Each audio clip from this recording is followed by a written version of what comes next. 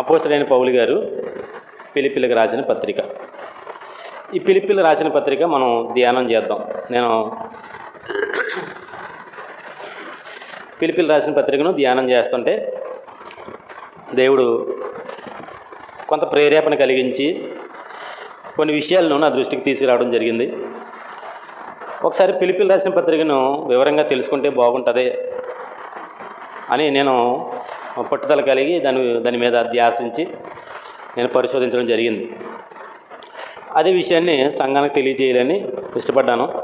అది ఈరోజు మీకు అందించడానికి సిద్ధపడుతున్నాను. ఫిలిప్పీలకు రాసిన పత్రిక అపోస్తలుడైన పౌలు గారు రాశారు. జాగ్రత్తగా వినండి. ఏ విషయాన్ని కూడా మిస్ అవ్వకుండా ప్రతి విషయాన్ని కూలంకషంగా మనం ఏదైనా ఎవరితో మాట్లాడినప్పుడు ఎవరైనా ఎవరితో మాట్లాడుతున్నప్పుడు ఎలాగైతే శ్రద్ధ కలిగి ప్రతి మాటని ఆలకించడానికి ప్రయత్నం చేస్తామో అలాగా ఏ మాట దొరక్కోకుండా పోద్దు అన్న భయం కలిగి వాక్యం వినాలి, శ్రద్ధ కలిగి ఉన్నాం. ఈ ఫిలిప్పీలకు రాసిన పత్రికని అపోస్తలుడైన పౌలు గారు రాశారు. ఎవరు రాశారు? అపోస్తలుడైన పౌలు గారు రాశారు. ఆ మాట మనకి 1వ అధ్యాయం 1వ వచనంలో కనబడుతుంది. ఫిలిప్పీలో ఉన్న క్రీస్తు యేసునందలి సకల పరిశుద్ధులకును అధ్యక్షులకును పరిచారకులకును క్రీస్తు యేసు దాసులైన పౌలును తిమోతియు శుభమని చెప్పి రాయినది. పౌలు గారు రాశారు. మ్యాక్సిమం పౌలు గారు రాశారు. పౌలు గారు సామాన్యంగా ఏ పత్రిక అయినా సరే చాలా కాలం వరకు ఆయన రాశాడు. కొంతకాలం తర్వాత పౌలు గారు తన శిష్యులకు చెబుతుంటే తన శిష్యులు రాసేవారు అన్నమాట. పత్రికలన్నీ ఆయన చెరసాల్లో ఉండి చెబుతుంటే రాసేవారు. ఇప్పుడు ఈ ఫిలిప్పీలకు రాసిన పత్రిక కూడా పౌలు గారు జైల్లో ఉండి రాశాడు. ఎక్కడుండి రాశాడు? జైల్లో ఉండి రాశాడు. మనం ఎక్కడుండి వింటున్నాం దేవుని వాక్యం? మందిరం ఉండి వింటున్నాం. సౌఖ్యం ఉంది మనకి ఏముంది? సౌఖ్యం ఉంది, మనకు అనుకూలత ఉంది, మనకు కొన్ని ఏర్పాట్లు చేసుకున్నాం. కూర్చోవడానికి, అలాగే మనం ఉండడానికి కొన్ని ఏర్పాట్లు చేసుకుని మనం శ్రద్ధ కలిగి వాక్యం వినడానికి వచ్చాం. కానీ మనమున్నంత సౌఖ్యంగా వారు ఉండి రాయలేదు ఈ పత్రికల్ని. బాగా గమనించాలి. మనకున్నంత సౌఖ్యం భక్తులకి లేదు. భక్తులు చాలా శ్రమల్లో ఉండి దేవుని వాక్యాన్ని అందించారు. చెరసాల్లో ఉండి రాసిన పత్రిక ఇది. రోమాలో ఆయన్ని చెరసాల్లో వేస్తే చెరలో ఉండి రాసిన పత్రిక ఇది. ఇదే కాదు, కొలసీలకు రాసిన పత్రిక కానివ్వండి, ఒక ఫిలోమన్కి రాసిన పత్రిక కానివ్వండి, ఇలాంటి పత్రికలన్నీ కూడా పౌలు గారు జైల్లో ఉండి రాసి పంపిన ఉత్తరాలు.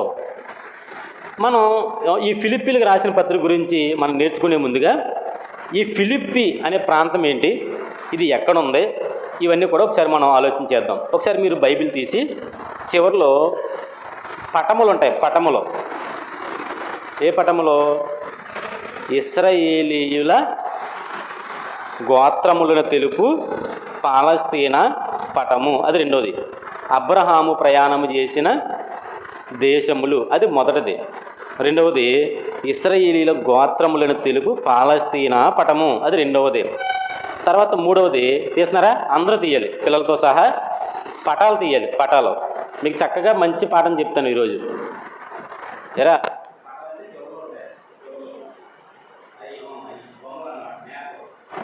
మ్యాప్లు తీయాలి. ఇప్పుడు మొదటిదేమో అబ్రహాం గారు ప్రయాణం చేసింది, దాన్ని తిప్పండి. అక్కడేమో ఇశ్రాయేలీయుల గోత్రములు తెలిపేది ఏది? మూడవ పటంలో ఏముంది? క్రొత్త నిబంధన కాలపు పాలస్తీనా ఉందా? మోషే ఉందా? తిప్పు, ఇంకో తిప్పు. అదేముంది దాని మీద పేరు కింద? క్రొత్త నిబంధన పాలస్తీనా, కొత్త నిబంధన కాలపు పాలస్తీనా ఉందా పేరు? ఎక్కడుంది? అది ఆ మ్యాప్. దాన్ని తిప్పిన తర్వాత అపోస్తలుడైన పౌలు ప్రయాణం చేసిన ప్రదేశములు అని ఉందా? అపోస్తలుడైన పౌలు ప్రయాణం చేసిన ప్రదేశం ఉందా? మళ్ళీ తిప్పు, ఇంకోటి తిప్పలేతే ఉందా? అదేనా? అదే అపోస్తలుడైన పౌలు, అది కదా, అదేనా? ఇప్పుడు బైబిల్ని ఇలా తిప్పండి. బైబిల్ని ఇలా తిప్పాలి, ఇలాగా పేరు పైకి వచ్చేలా తిప్పాలి. అపోస్తలుడైన పౌలు ప్రయాణము చేసిన ప్రదేశములు తిప్పండి. మీరు చూసుకోండి, పిల్లలు నేను చెప్తాను. చివరి పటం అపోస్తుడైన పౌలు ప్రయాణం చేసిన ప్రదేశములు. అది అలా తిప్పుకోండి. ఇప్పుడు చూడండి, ఈ ఫిలిప్పి ప్రాంతం ఎక్కడుందో ఒకసారి మనం ఐడెంటిఫై చేద్దాం. చూడండి, సరిగ్గా చూడండి. అవి వచ్చిందిరా? ఏ మ్యాప్ చూస్తున్నావు? ఏ మ్యాప్ అది? పౌలు ప్రయాణం చేసినాయేనా? నేను కదా అడుగుతా, నువ్వు అదే కదా. దాన్ని ఇలా తిప్పుకోండి. ఇప్పుడు చూడండి ఎక్కడుందంటే, మనం స్ట్రైట్గా సెంటర్లో పై భాగంలో మాసిదోనియా అని ఉందా? మాసిదోనియా దొరికిందా ఎవరికైనా? చూడాలి, మ్యాప్లు చూడాలి. మాసిదోనియా ఉందా? దొరికిందా? మాసిదోనియాకి కుడి పక్కన కింద ఫిలిప్పి అని చూడండి. ఫిలిప్పి దొరికిందా? అది దాన్ని పెన్నతో ఇలా అండర్లైన్ చేయండి, అదే రౌండప్ చేయండి. దాన్ని పెన్నతో రౌండప్ చేసుకోండి పిల్లలు. మనం దీని గురించే నేర్చుకోబోతున్నాం. రాసుకొని పర్లేదు, ఏం కాదు. మనం దీని గురించే నేర్చుకోబోతున్నాం. కాబట్టి ఇదిగో ఇది మాసిదోనియాలో ఉంటున్న ఒక ప్రదేశం. సుమారుగా దీన్ని ఏమన్నారంటే, మాసిదోనియాకు తూర్పున ఉంది ప్రాంతం. ఎక్కడుంది? మాసిదోనియాకి తూర్పున ఉంది. ప్లస్ ఇంకోటి ఏంటంటే, ఈ చుక్కను చూసారా? ఫిలిప్పి అన్నదానికి చుక్క ఉందా? ఆ చుక్క దగ్గర నుంచి ఈ సముద్ర తీరం అదంతా, ఆ బ్లాకిష్ చూసారా? బ్లాక్ తెల్ల రుద్దం చూసారా? అదంతా సముద్రం అన్నమాట. ఈ సముద్ర తీరానికి ఎంత దూరం అంటే సుమారుగా 10 మైళ్ళ దూరం అని చెప్పారు చరిత్రకారులు. ఏం చెప్పారు? సుమారుగా 10 మైళ్ళ దూరంలో ఉంది. సముద్ర తీర ప్రాంతానికి 10 మైళ్ళ దూరంలో ఉన్న ప్రదేశమే ఫిలిప్పి. ఈ ఫిలిప్పి ప్రదేశాన్ని ఇంకా గుర్తుపట్టడానికి ఈరోజు గూగుల్ మ్యాప్లో మనం చూస్తే దొరుకుతుంది ఖచ్చితంగా. అలాగే దీనికి బార్డర్లో ఉన్న కొన్ని ఆనవాళ్ళు చెప్పారు చరిత్రకారులు. ఏంటంటే, ఒకటి పంగియన్ లేదా పంగియస్ అని 2 పదాలు ఉపయోగించి ఒక కొండ ఉంది తూర్పు పక్కన. కొండకి తూర్పు పక్కన పంగియస్ అనే కొండకు తూర్పు పక్కన. అలాగే అంగైటిస్ అనే నదీ తీరం బాగా గమనించాలి. ఈ విషయాలన్నీ మనకి పుస్తకంలోకి వెళ్ళిన తర్వాత అర్థమవుద్ది అన్నమాట. బైబిల్కి వెళ్ళి అర్థమవుద్ది. అంగైటిస్ అనే ఒక నది ఉంది. ఆ నదికి తీర ప్రాంతం ఇది. అంటే మనకి ఎలా అర్థమవుతుంది అంటే, చూడండి, మనకి ఎలా అర్థమవుతుందంటే, మన గోదావరి నది ఉంది కదా. మన గోదావరి నదికి తీర ప్రాంతాలు ఏంటి? ఊర్లు. తీర ప్రాంతం ఊర్లు సిద్ధాంతము, నడిపూడి. మనకు అర్థమవుతుందని దగ్గరలో చెప్తున్నాను. సిద్ధాంతము, నడిపూడి, లేకపోతే ఇంకా ముందుకెళ్తే కోడేరు, ఇంకా ముందుకెళ్తుంటే ఇలాగ కొన్ని ప్రాంతాలు మన దగ్గరలో ఉన్న ప్రాంతాలు గుర్తుపడతారని చెప్తున్నాను అన్నమాట. అవి తీర ప్రాంతాలు. ఇప్పుడు గోదావరి నదికి ఈ ఊర్లు ఎలాగైతే తీర ప్రాంతాలో, ఇప్పుడు అంగైటిస్ అనే ఆ నదికి ఫిలిప్ అనేది తీర ప్రాంతం. ఫిలిప్ బార్డర్ ఏరియా దగ్గరలో ఉన్న ఊరు అన్నమాట. సివిలైజేషన్ చాలాసార్లు చెప్పాను, మళ్ళీ చెప్తున్నాను. ఏ నాగరికత అయినా సరే, ఏ మనుషులైనా సరే ఎక్కడ నివాసం చేస్తారో అంటే నదీ తీర ప్రాంతంలోనే ఎక్కువ నివాసం చేస్తారు. ఇక్కడ ఫిలిప్పీలు కూడా ఏం చేశారంటే, ఆ ప్రాంతాన్ని ఎన్నుకుని అక్కడ వారు ఉండేవారు అన్నమాట. ఇది క్రీస్తు రాక మునుపు, అంటే క్రీస్తుకు పూర్వం 358కు ముందు 358కు ముందు దీని పేరు ఫిలిప్ కాదు. మరి ఏంటి దీని పేరు అంటే క్రెనైదిస్. దీని పేరు ఏంటంటే క్రెనైదిస్. మనకి రాసుకునే అంత నాలెడ్జ్ లేదు కాబట్టి ఇక నుంచి అలవాటు చేసుకోవాలి పిల్లలు. చెప్పిన ప్రతి విషయాన్ని రాసుకోవడం అలవాటు చేసుకోవాలి. అలా అలవాటు చేసుకుంటేనే మనలో ఆ విషయాలు గుర్తుంటాయి, లేకపోతే గుర్తుండవు. క్రీస్తుకు పూర్వం 358కు ముందు దీని పేరు ఫిలిప్ కాదు. ఏం పేరు? క్రెనైదిస్ దీని పేరు. అయితే ఈ పట్టణం, ఇది ఒక పట్టణం కదా క్రెనైదిస్ అనేది. ఈ పట్టణం మాసిదోనియాకి దగ్గరలో ఉంది. మాసిదోనియా అది ఒకటి కాదు, అప్పుడు ఒక్కటి కాదు, మాసిదోనియాకి దగ్గరలో ఉంది. ఇప్పుడు మాసిదోనియాని పరిపాలించే చక్రవర్తి ఉన్నాడో ఆయన పేరు ఏంటంటే మహా అలెగ్జాండరు. ఆయన పేరు మహా అలెగ్జాండరు. ఈ మహా అలెగ్జాండరు యొక్క తండ్రి, అంటే మహా అలెగ్జాండరు పరిపాలించక ముందు తన తండ్రి పరిపాలించేవాడు మాసిదోనియా ప్రాంతాన్ని. అర్థమవుతుందా చెప్పింది? మాసిదోనియా ప్రాంతాన్ని అలెగ్జాండరు తండ్రి పరిపాలించేవాడు అన్నమాట. అతనికి ఒక వార్త వచ్చిందంట, అతనికి ఒక వార్త తెలిసింది. ఏంటంటే దీని పేరేంటి? ఫిలిప్పి పేరేంటి అంతకుముందు చెప్పలరా? క్రెనైదిస్. ఈ క్రెనైదిస్ అనే ఈ ప్రాంతంలో ఉన్న కొండ ఉందే, ఏం కొండ పేరు? ఆ కొండ పేరేంటి? పంగియన్. ఈ పంగియన్ కొండ ఉందే, ఈ కొండలో బంగారం ఉంది, వెండి ఉందని వర్తమానం తెలిసిందంట. ఎప్పుడైతే బంగార గనులు కొండలో ఉన్నాయని ఆయనకి అర్థమైందో, ఇప్పుడు ఈ ప్రాంతాన్ని అంతా కూడా, అంటే ఈ ఫిలిప్పు అనబడుతున్న క్రెనైదిస్ అనే ప్రాంతాన్ని అతను ఏం చేశాడంటే ఆక్రమించుకున్నాడు, తన రాజ్యంలోకి కలిపేసుకున్నాడు. తన రాజ్యంలోకి కలిపేసుకుని తన రాజ్యంలో ఒక భాగం కింద చేసేసుకుని క్రెనైదిస్ అనే పేరు మార్చేసి ఇప్పుడు దానికి పేరు పెట్టాడు, ఫిలిప్పు అని పెట్టాడు. ఫిలిప్ అని ఎందుకు పేరు పెట్టాడంటే అతని పేరే ఫిలిప్పు. ఎవరి పేరు? మాసిదోనియాని పరిపాలించిన చక్రవర్తి, మహాచక్రవర్తి అలెగ్జాండరు ఉన్నాడే, ఈ అలెగ్జాండరు తండ్రి పేరేంటి? ఫిలిప్పు.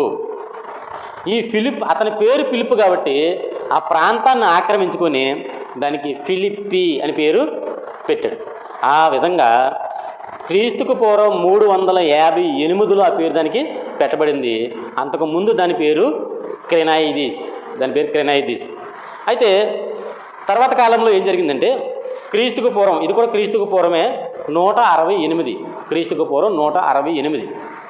ఈ క్రీస్తుకు పూర్వం 168లో రోమీలు వచ్చి దాన్ని ఆక్రమించుకున్నారు. రోమా ప్రభుత్వం అప్పటికి రూలింగ్లోకి వచ్చింది. రోమా ప్రభుత్వం అంటే రకరకాల గవర్నమెంట్లు ప్రపంచాన్ని పరిపాలించాయి. మనందరికీ తెలిసిన విషయాలు ఇవన్నీ కూడా. ఒకప్పుడు బబులోనీయులు పరిపాలించారు, తర్వాత అస్సూరీయులు పరిపాలించారు, తర్వాత గ్రీకులు పరిపాలించారు, అంతే కదా, తర్వాత మాదీయ పారసికులు పరిపాలించారు. అలాగా ఒకరి చేతిలో నుంచి ఒకరి చేతుల్లోకి రాజ్యం మారి అంటే ప్రపంచం మీద పెత్తనం ఇది. సూర్యుడు అస్తమించని బ్రిటిష్ సామ్రాజ్యం అని అన్నారు. మన దేశాన్ని కూడా పరిపాలించారు. అంటే అర్థం ఏంటంటే బ్రిటిష్ వాళ్ళు ప్రపంచంలో ఉన్న మెజారిటీ దేశాలని వారు ఆక్రమించుకుని వారి పరిపాలన కిందకి ఆ దేశాలను తెచ్చుకునేవారు. ఈ బ్రిటిష్ పరిపాలనకు ముందు చాలామంది రాజులు ఈ దేశాలని, అంటే అన్ని దేశాలను కలిపి పరిపాలించేవారు అన్నమాట.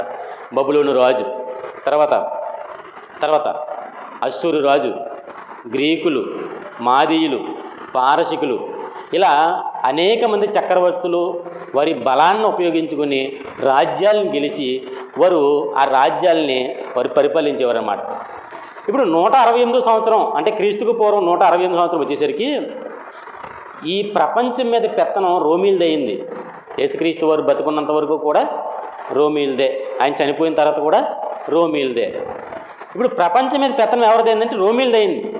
ఎప్పుడైతే రోమీలది పెత్తనం అయిందో వారు ఆయా ప్రదేశాలకు వెళ్ళి ఆయా రాజులను ఓడించి వారి మీద పెత్తనాన్ని సాధించేవారు. సుంకమైతే సుంకము, లేకపోతే వారు ఆక్రమించుకొని వారి కిందకి తెచ్చుకొని వారు పరిపాలన చేసేవారు. ఈ విధంగా ఇప్పుడు దీని పేరేంటి చెప్పినందాక క్రెనైదిస్ అనే దీని పేరు ఉంది.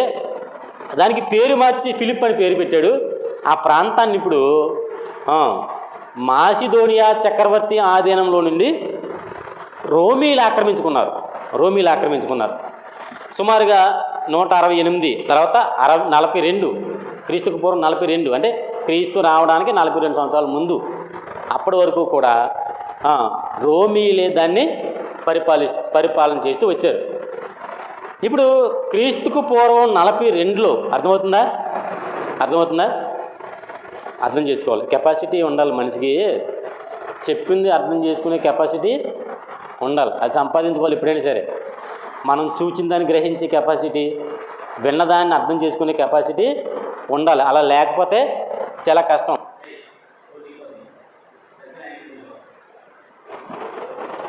ఆ కెపాసిటీ ఉండాలి.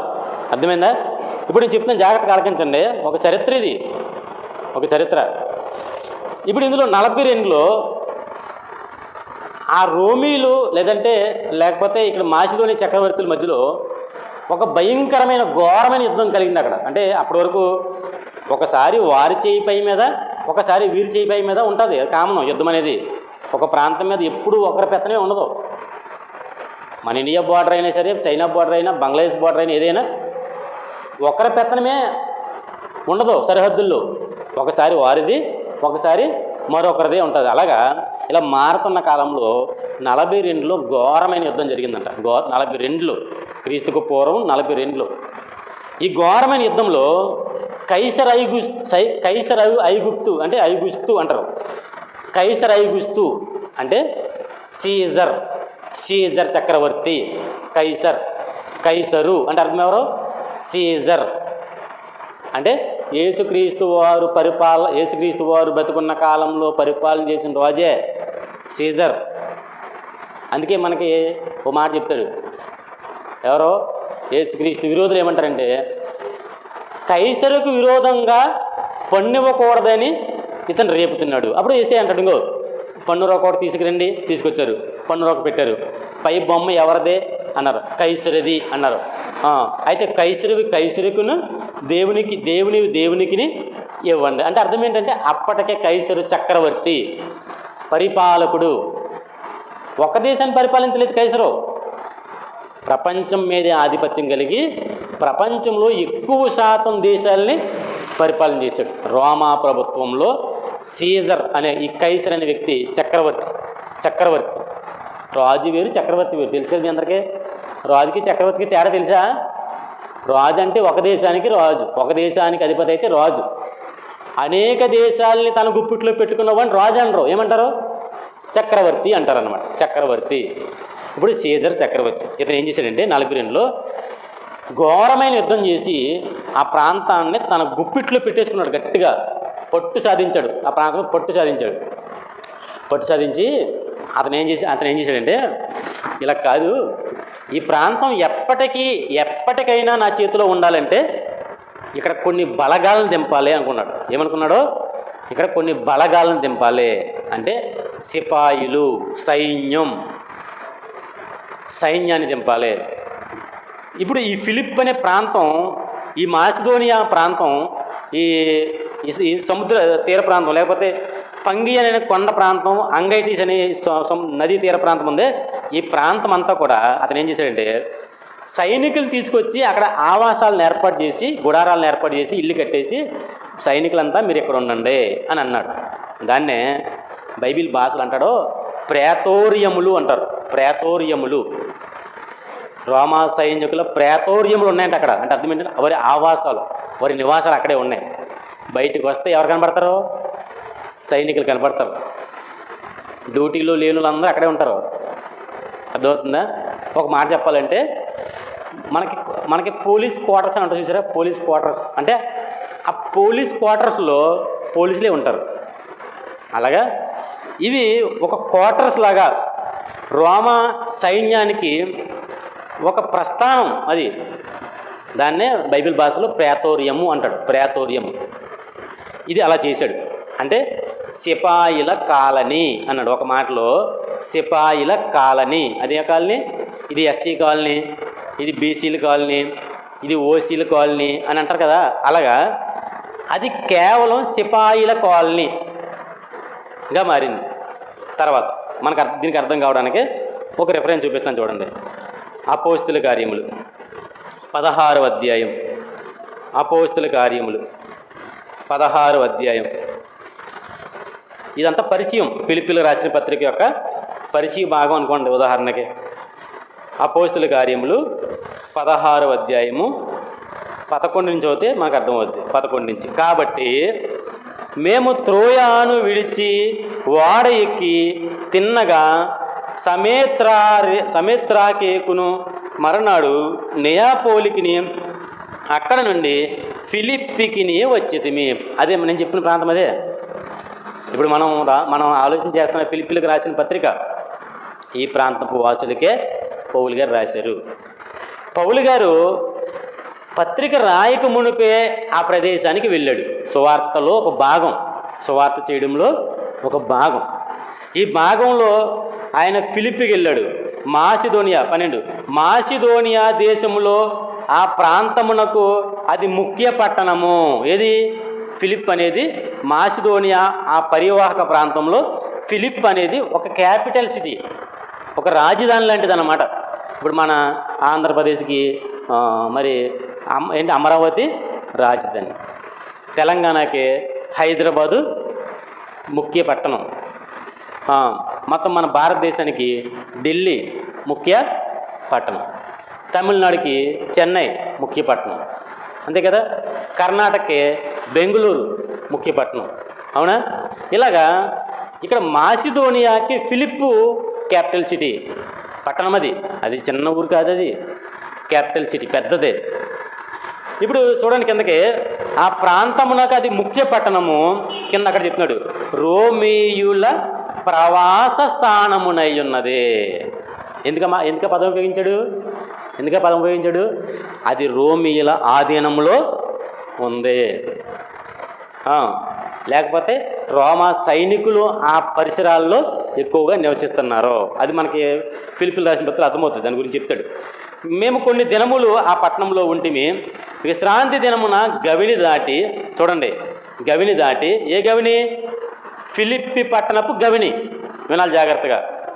ఫిలిప్పి పట్టణపు గవిని దాటి, ఫిలిప్పి పట్టణం గవిని దాటి ఏం కనబడుతుంది మనకి? ఏం కనబడుతుంది చెప్పాలి? ఏం కనబడుతుంది? అంగైటిస్ అనే నది కనబడుతుంది. ఇప్పుడు ఈ చుట్టుపక్కల ఉన్న ఈ ప్రాంతాల వారు ఊరు బయటికి వెళ్తే ఏం కనబడుతుంది?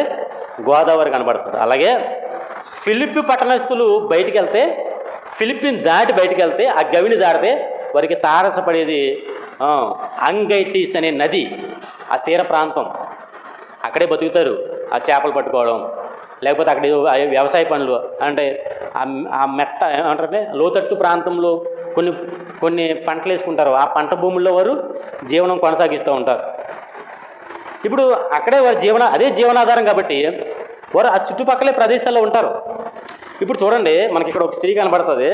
నదీ తీరమున ప్రార్థన, విశ్రాంతి దినమున గవిని దాటి నదీ తీరమున ప్రార్థన జరుగుననుకొని అక్కడికి వచ్చి కూడి వచ్చిన స్త్రీలతో మాట్లాడుచుంటిమి. ప్రార్థన పెడదాం ఇక్కడ ఎడితే బాగుంటుంది అని అక్కడ ప్రార్థన పెట్టడానికి ప్రయత్నం చేస్తున్నాడు. స్త్రీలు ముఖ్యంగా సువార్త పనిలో, సువార్త వ్యాప్తి బాగా జరగాలంటే ఎవరు చేయాలి? ఎక్కువ స్త్రీలే. పురుషుల వల్ల అవదు. పురుషులు ఎక్కువ కలపరించుకుని మాట్లాడలేరు. ఎక్కువ పెద్ద సంఘాలు ఎక్కువ విస్తరించడానికి కారణం స్త్రీలే. వారు చొరవ చూపించి, వారు ఆ మాట ఈ మాట మాట్లాడి ఏదో ఒక రకంగా ఈశ్వరు దర్శనం చేసి ఇంతవరకు అనేక మందిని మార్చిన ఎవరు తెలుసా? స్త్రీలే, పురుషులు కాదండి.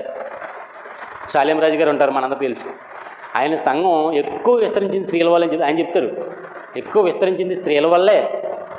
ఒక ఆమె కనీసం 100 మంది నడిపించిందంట. అర్థమవుతుందా? ఇక్కడ చెప్తున్నాడు ఏంటంటే, అక్కడ స్త్రీలు కూర్చుండి స్త్రీలతో మాట్లాడుచుండిరి. అప్పుడు లూదియాయను దైవభక్తి గల ఒక స్త్రీ వినుచుండెను. ఎవరిమే? లూదియా. దైవభక్తి ఉంది అప్పటికి. యోధా మత ప్రవిష్టులు బోధించిన బోధన ప్రకారంగా వారు కూడా భక్తిపరులే ఉన్నారు చాలామంది.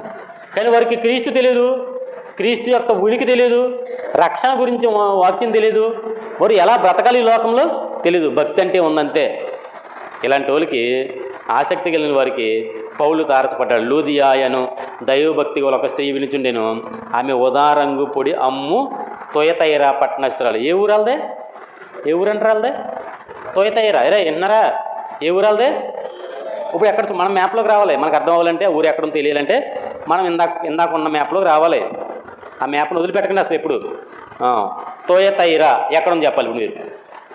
ఫిలిప్ ఉందా? ఫిలిప్కి కింద సమేత్రాకే అని చూడండి. సమేత్రాకే ఉందా కింద? దాని కింద త్రోయ ఉందా? దాని కింద దానికి ఆ మూల తూర్పు భాగంలో తొయతైరా అని ఉంటుంది. తొయతైరా అది తూర్పు భాగం అది. తొయతైరా ఆ ఊరామంటామే. ఆ ఊరామె ఎక్కడికి వెళ్ళింది? ఫిలిప్పీ నదీ తీర ప్రాంతానికి వెళ్ళింది. ఎందుకు వెళ్ళింది? తన జీవనోపాధి కోసం వెళ్ళింది. ఉదారంగు పొడి అమ్ముకునే ఆమె. రంగు పౌడర్లో, ఇదివరకు రంగు పౌడర్లు అమ్మూరు, గుర్తుందా? రంగు పౌడర్లో ప్యాంట్లు మాసిపోయి వెలిసిపోతే రంగు పౌడర్ తెచ్చుకుని ఉప్పు వేసుకుని నీటిలో ఉడకబెట్టుకుని బట్ట ముంచుకుంటే ఆ రంగు వచ్చేసింది. షర్ట్లకి, ప్యాంట్లకి, జాకెట్లకి, ఆడోళ్ళు చీరలకు తక్కువ కానీ జాకెట్లకి వేసుకునేవారు. ఉదారంగు పొడి ఇదేదో మీరు ఏంటి ముక్కు పొడి అనుకోకండి, ముక్కులో పెట్టి పీరితే పొడి అంటే పొడి అనుకోకండి. రంగు పొడి అది అమ్ముకునే ఈమె ఆయా ప్రాంతాలు తిరిగింది. ఫిలిప్పు ప్రాంతానికి వచ్చింది. ఆ ప్రాంతం రాగానే అపోస్తలుల కార్యాలు 16వ అధ్యాయంలో వద్దాం. మళ్ళీ రాగానే అక్కడ వారికి కనబడింది. ఎవరికి? పౌలు గారికి కనబడింది. ఉదారంగు పొడి అమ్మి తొయతైర పట్టణశాలు. ఆమె హృదయం తెరవబడింది. ఏ ప్రాంతంలో? ఫిలిప్పీ ప్రాంతంలో. ఇప్పుడు అదే ప్రాంతంలో పుతోను అనే దెయ్యం పట్టిన చిన్నదానికి దెయ్యం వదలగొట్టాడు పౌలు గారు. గుర్తుందా? కింద ఉంటుంది, అది 16వ వచనంలో ఉంటుంది. పుతోను అనే దెయ్యం పట్టింది. నాగదేవత ఆమె పేరేంటంటే నాగదేవ. పుతోను అంటే నాగదేవత అన్నమాట. నాగదేవత పట్టుకున్న దెయ్యాన్ని వదలగొట్టి ఏం చేశాడంటే ఆమెను బాగు చేశాడు. ఆ ప్రాంతమే ఫిలిప్పీ. అదే ప్రాంతంలో పౌలు శీలాన్ని పట్టుకుని లోపలేస్తారు జైలు. ఎందుకంటే సిపాయిల ప్రాంతం అదే ప్రాంతం సిపాయిల ప్రాంతం, పోలీసులు ఉండే ఏరియా అది. పట్టుకుని జైల్లో వేస్తారు. ఎవరిల్లో సిపాయిలు? ఎవరో రోమీలు. ఈ రోమీలు లోపలేస్తారు పౌలు గారిని. శీలాన్ని వేసేస్తే అర్ధరాత్రి గారు పాటలు పాడారంట. అదే ఉంటుంది కింద 19 నుంచి ఉంటుంది ఆ విషయం అంతా. ఇంకా 34 దాకా ఉంటుంది అన్నమాట. ఇప్పుడు చాలా మట్టుకి సిపాయిలు ఉండే ప్రదేశం కాబట్టి, రోమీయులు ఆధీనంలో ఉంది కాబట్టి వారు కొంచెం గలిబిలు జరిగేసరికి తీసుకెళ్ళి ఎక్కడ వేసారు? జైలు వేసారు. జైలు వేస్తే జరిగిన సందర్భం ఏంటంటే రాత్రి వేళ పాటలాడుకుంటుంటే భూకంపం వచ్చేసింది. అవునా? అకస్మాత్తుగా మహాభూకంపం వచ్చేసింది. పునాదులు కదిలిపోయాయి. చెరసాల తలుపులు తెరిచిపోయినాయి. తలుపులు ఊడిపోయినాయి. అందులో ఉన్న దొంగలు, నేరస్తులందరూ పారిపోయారేమో అనుకున్నాడు. కరెంట్ లేదు, చీకటి అంతా. పారిపోయారేమో. ఇప్పుడు నేను నా పై అధికారికి రిపోర్ట్ ఇవ్వాలి. ఇంతమంది సైనికుల్ని, ఇంతమంది నేరస్తులు నీకు అప్పగిస్తే నీ ఆధీనంలో వారు పోయారు కాబట్టి నీకు ఉరిశిక్ష చేస్తారో అని. ఒకవేళ శిక్షకు భయపడి అతను ఏం చేస్తాడంటే తాను చంపేసుకుందాం అని ఒక కత్తి తీసుకుని పొడి చేసుకోపోతాడు. నేను ఎవరైనా చెప్పట్లేదు ఈ విషయం. పొడి చేసుకోపోతుంటే పౌలన్న అక్కడ ఆ విషయం చూసి పెద్దగా పిలిచాడు. ఏమని? నువ్వేమీ హాని చేసుకోవద్దు, ఒక్కళ్ళు కూడా తప్పించుకోలేదని అన్నాడు. అంటే ఇది ఎలా సాధ్యం? ఒక్కళ్ళు కూడా తప్పించుకోకపోవడం ఎలా సాధ్యం? ఎలా అంటే అర్థమైపోతుంది. అధికారికి, చెరసాల అధిపతికి అర్థమైపోతుంది. మీకు అక్కడ ఎక్కువ వివరించక్కర్లేదు. ఈ విషయం ఎప్పుడైనా చెప్తాను. ఈజీగా అర్థమైపోతుంది. ఏంటంటే వారందరూ ఎక్కడికి వెళ్ళలేదు, ఇక్కడే ఉన్నారో అని అనగానే అర్థమైపోయింది. అంటే ఈ రాత్రంతా వారితో మాట్లాడుతున్న మాటలన్నీ ఈయన విన్నాడు. ఆ పాటలు విన్నాడు, ఆ ప్రార్థనలు విన్నాడు. ఎక్కడికి వెళ్ళదు, నువ్వేమీ హాని చేసుకోవద్దు అని అంటే ఆ వచనం చూపించి ముగిస్తాను చూడండి. దీన్ని ఏంటంటే 28 16లో 28. అప్పుడు పౌలు, నువ్వు ఏ హాని చేసుకొనవద్దు, మేమందరం ఇక్కడే ఉన్నామని గట్టిగా చెప్పాడు. అతడు దీపము తెమ్మని చెప్పి లోపలికి వచ్చి వణికిపోతున్నాడంట. గడగడగడ వణికిపోతున్నాడు. భయమే హేతుంది. వణికిపోతూ పౌలును శీలాకును సాగిలి పడిపోయాడు. వారిని వెలుపలకు బయటికి తీసుకొచ్చి అయ్యలారా, ఏమని అడిగాడా? నాకు యేసుప్రభు గురించి చెప్పండి, నేను నమ్ముతాను, నేను చెప్పవసరం లేదు. రాత్రంతా జరిగింది అదే. రాత్రంతా ఏం జరిగింది? ఆ బోధే చేశారు. అక్కడ ఎక్కడికి వెళ్ళినా దేవుడి మాటలు, దేవుడి పాటలు, దేవుడి ప్రసంగాలు, సువార్తే అవల వ్యాపకం. అదే వాళ్ళ జీవితం. మనం ఎక్కడికి వెళ్ళినా ఒక మాట నోరు తెరిచి ఎవరికి చెప్పరా అని చెప్పను కాక చెప్తే సిగ్గు మనకే ఏమనుకుంటారని భయం. నేను సువార్త నిమిత్తము సిగ్గుపడేవాడును కానంటాడు పౌలు గారు. నేను సిగ్గుపడేవాడిని కాదు. అవకాశం మొత్తం ఎవరిని మార్చేద్దామా అని చూస్తాడు ఆయన. నీకు విషయం చెప్పనా, ఈ ఫిలిప్పీలకు రాసిన పత్రికల్లో మారిపోయిన వాళ్ళందరూ రోమిలే. ఫిలిప్పీలు రాసిన పత్రికలో మారిపోయిన వాళ్ళందరూ రోమిలే. ఎంతమందిని జైల్లో ఉండి మార్చేయడు తెలిసిన. అక్కడ రోమాలో ఉండి మార్చేస్తాడు, ఇక్కడ ఫిలిప్పీలో ఉంటే వీళ్ళని మార్చేస్తాడు. ఇప్పుడు ఇక్కడ ఇతను మారిపోయాడు. ఏమంటాడంటే ఇంకేమీ అడగట్లేదు, అయ్యలారా రక్షణ పొందాను, నేనేం చేయాలి? రక్షణ గురించి ఏదో చెప్తున్నావు, నేను అన్నాను, బాగా అర్థమైంది నాకు. కానీ ఇప్పుడు నేను ఏం చెయ్యాలి? మనకుందా ఆలోచన? నేను రక్షణ పొందాలంటే ఏం చెయ్యాలి? ఉందా? మనకేముండదు. తరతరాలుగా దేవుని సన్నిధికి వస్తాం, ఎన్నో మాటలు వింటాం, ఎన్నో పాటలు తెలుసు మనకి. మన జీవితంలో ఇంచుమించుగా 10 సంవత్సరాల నుంచి ఒక 5 సంవత్సరాల నుంచి సుమారు ఇంకెక్కువే మనం దేవుని సన్నిధికి వస్తాం. కానీ రక్షణలోకి వెళ్ళాలని ఆలోచన ఉండదు. ఏదో దేవుని సన్నిధికి వచ్చామా, వెళ్ళిపోయామా, మనకు రక్షణ ఉందని సంగతి మనకే అక్కర్లేదు. ఇక్కడ వారు కోరుకుంటుంది తెలుసా, ఒక రాత్రి ప్రసంగమే, ఒక రాత్రి పాటలే, ఒక రాత్రి ప్రార్థనే. దీనికే అంటాడు, నేను రక్షణ పొందుటకు నేనేం చెయ్యాలి? ఏం చేయమన్నా చేస్తాను.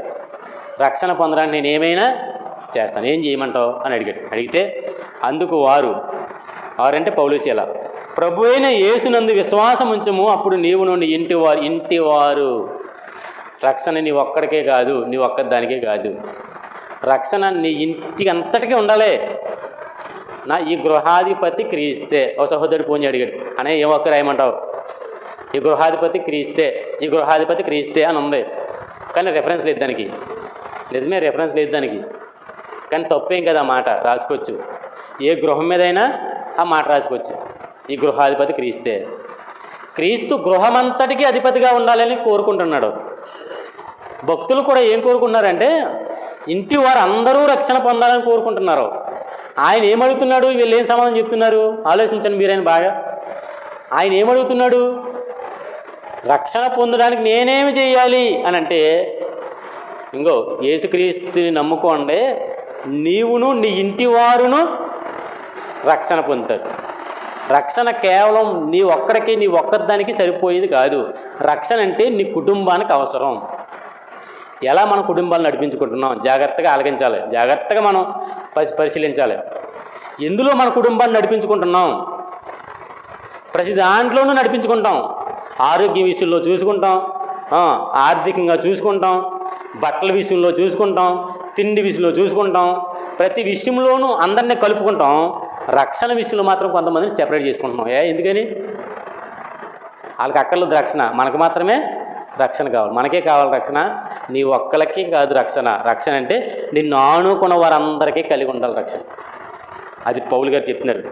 నీవును నీ ఇంటి వారును రక్షణ పొందుదురని చెప్పి అతనికిని అతని ఇంటనున్న వారందరికీ దేవుని వాక్యం, అందరికీ అవసరం దేవుని వాక్యం. మళ్ళీ చెప్తున్నాను, నీ ఒక్కరికే కాదు దేవుని వాక్యం అవసరమైంది.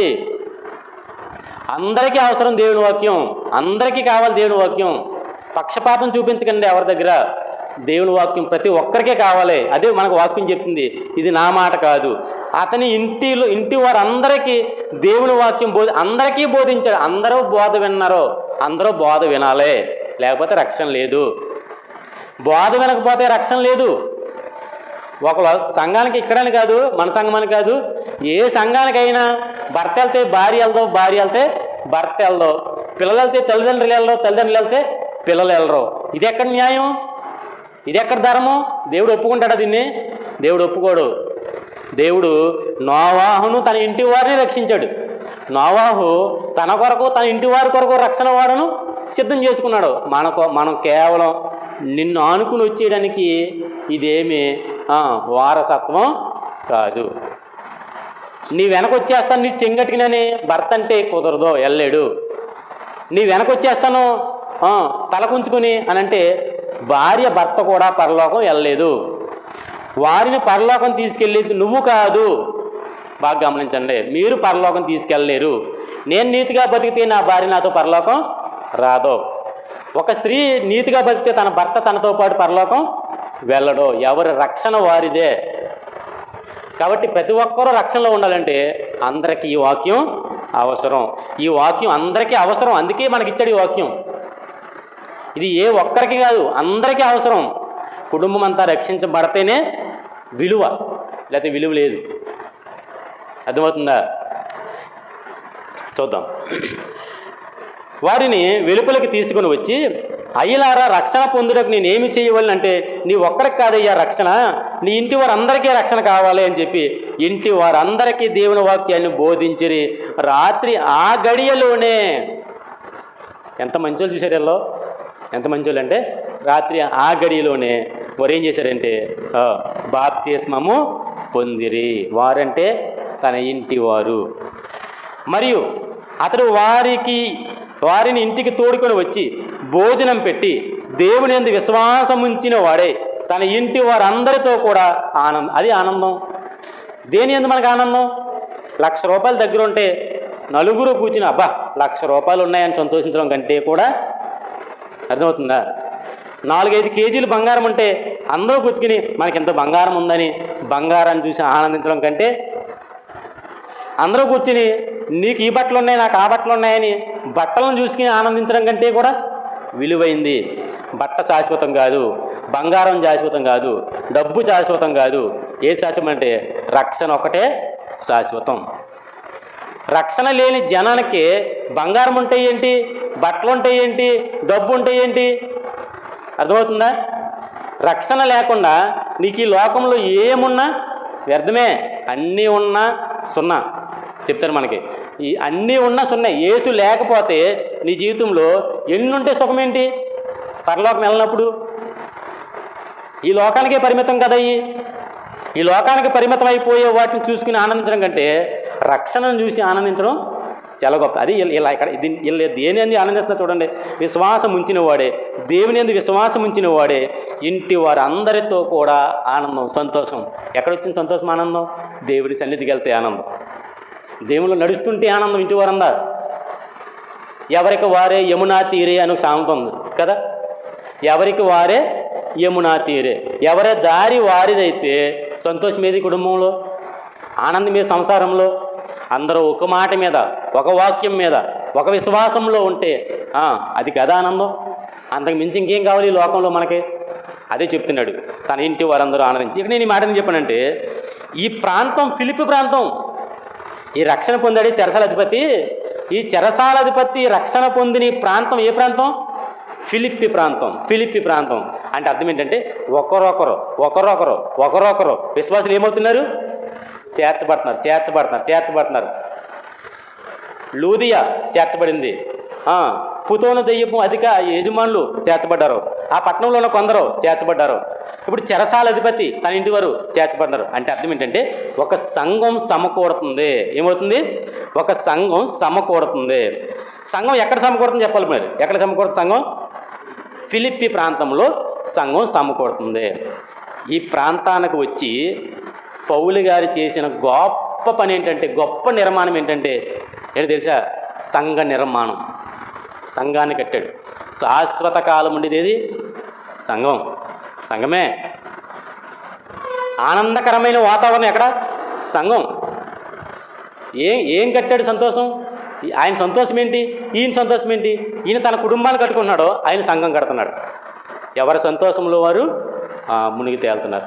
ఇప్పుడు పౌలు గారు ఈ సంఘాన్ని కట్టిన తర్వాత అపోస్తుల కార్యాలు 20:6 ఈ ఊరిలో ఆయన పులియని రొట్టెల పండుగను ఆచరించినట్టుగా మనకు కనబడుతుంది. అపోస్తుల కార్యములు. ఇంకా మనం ఫిలిప్పీలకు రాసిన పత్రిక వివరణలోకి వెళ్ళలేదు. ఫిలిప్పీలకు రాసిన పత్రిక వివరణలోనికి మనం ఇంకా వెళ్ళలేదు. ఇప్పుడు ఇంకా అరగంట సమయం ఉంది. ఈ అరగంట సమయంలో వివరణలోకి వెళ్దాం. 9 గంటలకు వదిలిపెడతాను మిమ్మల్ని. ఇప్పుడు అపోస్తుల కార్యములు 20 అధ్యాయము, అపోస్తుల కార్యం 20 అధ్యాయము 6వ వచనం చదువుకుంటుంటే ఇక్కడ చూడండి, నేను చదువుతాను. పులియని రొట్టెల దినములైన తరువాత మేము ఓడ ఎక్కి ఫిలిప్పి విడిచి 5 దినములలో త్రోయాకు వచ్చి అక్కడ వారి యొద్ద 7 దినములు గడిపితిమి. అంటే అర్థం ఏంటంటే పులియని రొట్టెల పండుగ ఎక్కడ చేశారంటే ఫిలిప్పీలో వారు చేసుకున్నారు. అదొక గొప్ప ఆచారం వారికి గొప్ప. అదే పులియని రొట్టెల పండుగ పస్కా. ఆ పస్కాయే మనకి సాదృశ్యం, క్రీస్తుకి మనకున్న బంధవ్యం. పస్కా బలి పశువు, పులియని రొట్టెలు. అందుకే ఆ పండుగని తరతరాలకే జ్ఞాపకం చేసుకుంటూ యేసుక్రీస్తు బలియాగం వరకు తీసుకొచ్చి సంఘం మర్చిపోకూడదని సంఘంతో పాటు ఏకీభవించి పులియని రొట్టెల పండుగనే చేసుకున్న కాలాలు అవన్నీ కూడా. సరే, ఏదైనా ఒకటే మంచిది. ఇక్కడ వరకు ఫిలిప్పీ ప్రాంతం గురించిన పరిచయం జరిగింది. అర్థమవుతుందా? ఇక్కడ వరకు ఫిలిప్పీ ప్రాంతం గురించిన పరిచయం జరిగింది. అది ఎక్కడ ఉంది? మాసిదోనియాలో తూర్పు భాగాన ఉంది. అది ఎక్కడ ఉంది? నదీ తీర ప్రాంతానికి 10 మైళ్ళ దూరంలో ఉంది. అది ఎక్కడ ఉంది? ఆవిడెవరో లుదియా, ఏ పట్టణం? తొయతైరా పట్టణానికి ఉత్తర భాగంలో ఉంది, పై ప్రాంతంలో ఉంది. అర్థమవుతుందా? పై ప్రాంతంలో ఉంది. దీనికి ఏమేమి ఉన్నాయి? దానికి ఒక పెద్ద కొండ, పంగియన్ అనే ఒక పెద్ద కొండ ఉంది. ఆ కొండ ప్రాంతం దగ్గర అది. ఇంకేముంది? అక్కడ అంగైటీస్ అనే ఒక నది ఉంది. అంగైటీస్ అనే నదీ తీర ప్రాంతంలో ఈ పట్టణం ఉంది. ఒక పిక్చర్ మనకు ఏర్పడుతుంది. ఇది ఏంటి? ఇది ఒక రాజు ఆక్రమించుకున్న ప్రదేశం. తర్వాత రోమిల్ దాన్ని ఆక్రమించుకుని ఆ పట్టణాన్ని వాళ్ళు ప్రవాస స్థానంగా ఉంచుకున్నారు. వారు సిపాయిల్ని దాంట్లో పెట్టి ఇది సిపాయిల కాలనీ అని పేరు పెట్టేశారు దానికి. ఈ పట్టణానికి పౌలు గారు వచ్చారు. పౌలు గారు చెరసాలాధిపతి సహా అనేక మందిని అక్కడ సంఘంగా సమకూర్చాడు. ఇది ఫిలిప్పీలకు రాసిన పత్రిక కంటే ముందుగా ఫిలిప్పీలో ఏర్పడిన సంఘం యొక్క వివరణ అన్నమాట. ఇప్పుడు ఫిలిప్పీలకు ఉత్తరం రాస్తున్నాడు. ఈ ఉత్తరం రాసే సమయంలో ఈయన ఎక్కడున్నాడో, ఫిలిప్పీలకు ఉత్తరం రాసే సమయంలో ఎక్కడున్నాడు అందా చెప్పాను. ఎక్కడున్నాడో? అది క్రీస్తు శకం 64వ సంవత్సరం. అది క్రీస్తు శకం 64వ సంవత్సరం. ఈ 64వ సంవత్సరంలో ఈయన ఎక్కడున్నాడంటే చెరలో ఉన్నాడు, చెరసాలలో ఉన్నాడు, జైల్లో ఉన్నాడు. ఈ జైల్లో ఎవరెవరు ఉన్నారో? పౌలు గారే ఉన్నాడు. పౌలు గారికి పరిచయం చేయడానికి తిమోతి కూడా ఉన్నాడు. ఎవరున్నారు? తిమోతి కూడా ఉన్నాడు. అంటే ఇక్కడ జైలు ఎలాగుండి అంటే, ఇప్పుడు మనకి జైల్లో ఎవరినైనా చూడడానికి వెళ్ళాలంటే ములాఖత్ కావాలి. ఏం కావాలి? ములాఖత్ కావాలి. పర్మిషన్. ఒక అరగంట 20 నిమిషాల సమయం ఉంటుంది. ఆ సమయం వరకు వారితో మాట్లాడి రావచ్చు. వారు జైలు అవతలు ఉంటారో మనం యువతలుండి మాట్లాడి రావచ్చు. కానీ ఆ కాలంలో ఎలాంటి రూల్స్ ఉండేవి అంటే, చెరసాల్లో ఉన్న ఆ వ్యక్తి దగ్గరికి ఎవరైనా రావచ్చు, ఎవరైనా వెళ్ళొచ్చు. కావాలంటే భోజనం తేవచ్చు, అతని దగ్గర నుంచి ఏమైనా పట్టుకెళ్ళచ్చు.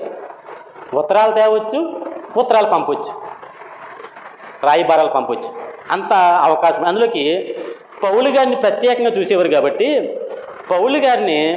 పౌలు గారికి ప్రత్యేకమైన ఏర్పాట్లు ఉండేవన్నమాట. అంటే ఇతను అంత కరుడు కట్టిన నేరస్తుడేమీ కాదు, దొంగ కాదు, వ్యభిచారి కాదు, అతను నరహంతకుడు కాదు, మరొకటి కాదు. ఏదో ఒక బోధ నిమిత్తము అతని మీద లేనిపోయిన ఆరోపణలు ఉన్నాయి కాబట్టి పర్వాలేదు, అతను మంచోడే. కాబట్టి అతనికి ఎవరైనా రావచ్చు, ఎవరైనా వెళ్ళొచ్చు. అతని దగ్గర ఉండొచ్చు కూడా. ఇప్పుడు అలా తిమోతి ఉన్న దగ్గర, ఇప్పుడు తిమోతికి చెబుతుంటే తిమోతి రాశాడు ఫిలిప్పీలకు రాసిన పత్రిక. పౌలు గారి పత్రిక అని రాయబడుతుంది, కానీ తిమోతి గారు రాసిన పత్రిక ఇది. కానీ తిమోతి గారు తన హృదయంలో ఉన్న మాటలు రాయట్లేదు. ఆయన ఎవరి మాటలు రాస్తున్నాడో? పౌలు గారి హృదయంలో ఉన్న మాటలు రాస్తున్నాడో.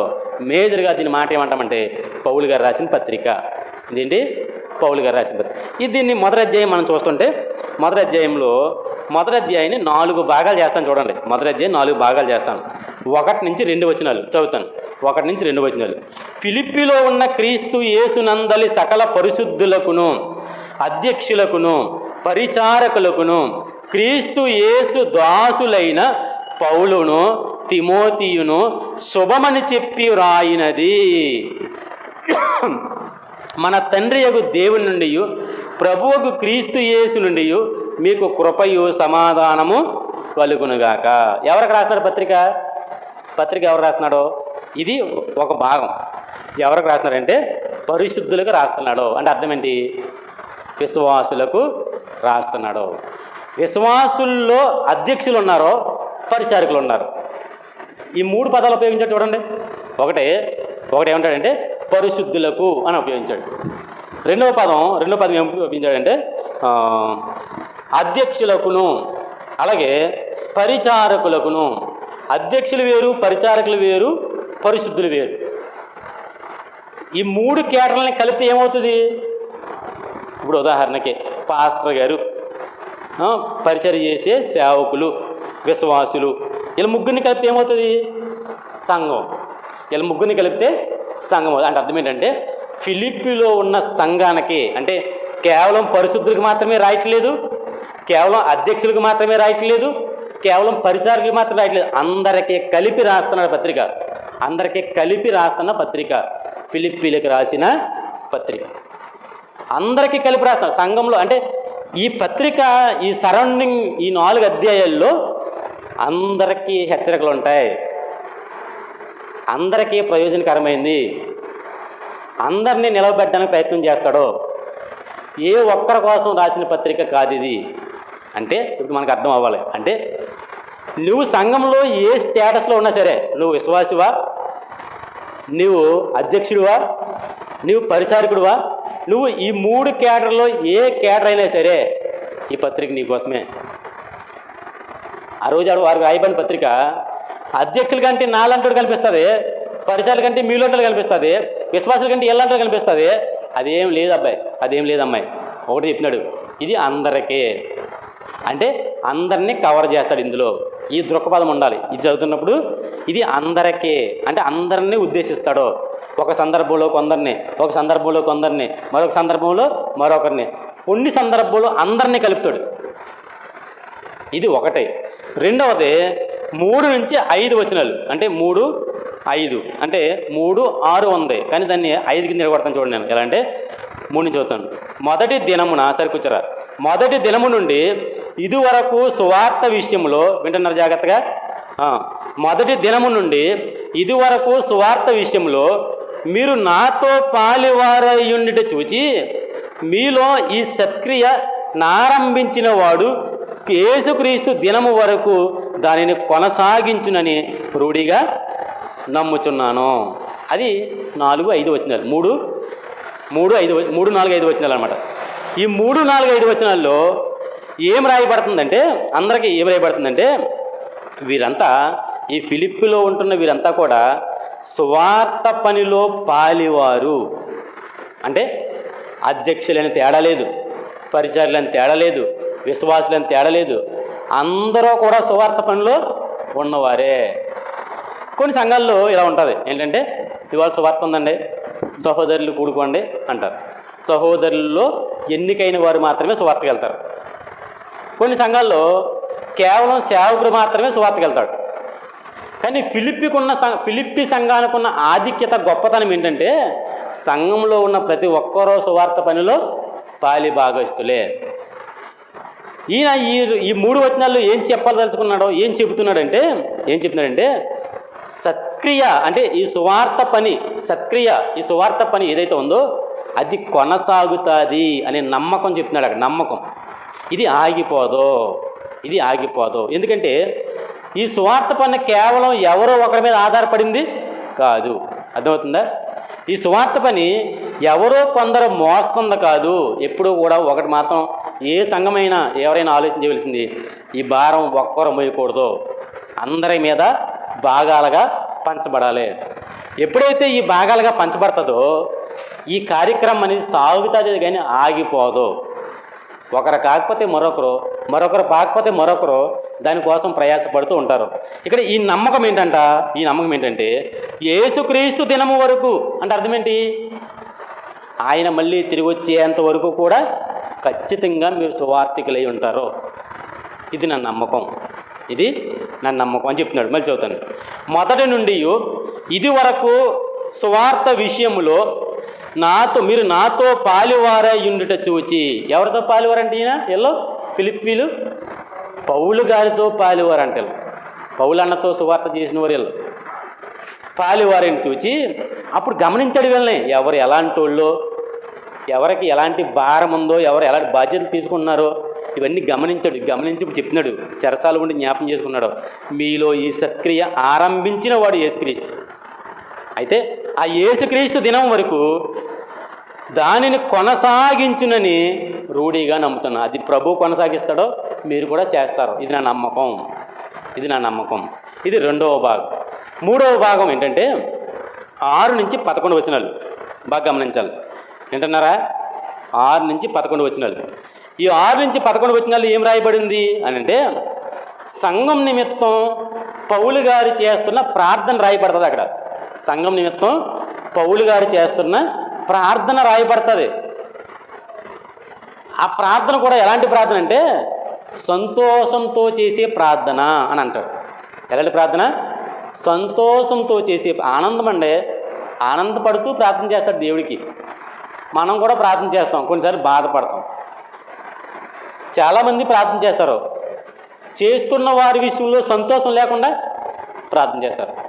వారి గురించి జ్ఞాపకం చేసుకుని దేవుని సన్నిధిలో బాధపడుతూ ప్రార్థన చేసేవాళ్ళు అనేక మంది ఉంటారు. ఆ పరిస్థితి కల్పించుకుంటాం మనమే. కానీ ఈ ఫిలిప్పీల విషయంలో పౌలు గారు చేస్తున్న ప్రార్థన సంతోషంగా ఉంటుందంట. సంతోషంగా ఉంటుంది. ఎందుకు వస్తుంది సంతోషం అనేది ఇక్కడ మనం చూద్దాం. 6వ వచనం నుండి చూద్దాం. ఏంటంటే గనుక మీ అందరి నిమిత్తము నేను చేయు ప్రతి ప్రార్థనలలో ఎల్లప్పుడూ సంతోషముతో ఎప్పుడు ప్రార్థన చేసినా వారి జ్ఞాపకం చేసుకుంటే సంతోషమే. ఎందుకు సంతోషం? వాళ్ళు చేసే పని అలాంటిది. వాళ్ళు చేసే పని అలాంటిది. సంతోషం కలిగించే పని చేస్తున్నారు.